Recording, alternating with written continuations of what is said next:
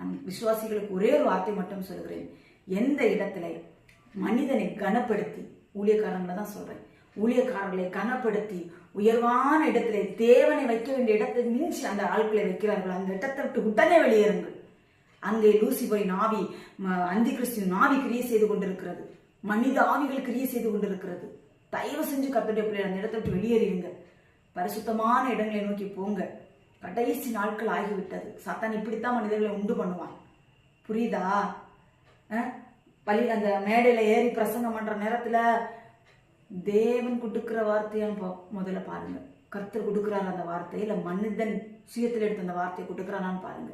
எந்த இடத்துல நழுவி போகிற பிரசங்கம் இருக்குதோ அந்த இடத்துல தேவன் இல்லை. சுட்டி காட்டணும். இந்த பாவம் செய்கிற நீ, இந்த பாவம் செய்கிற, நான் சொல்றேன் ஒரு ஊழியக்காரங்களுக்கு நான் இதை சொல்றேன், இன்னார் பாவம் செஞ்சாங்க, இன்னார் பாவம் செஞ்சாங்க.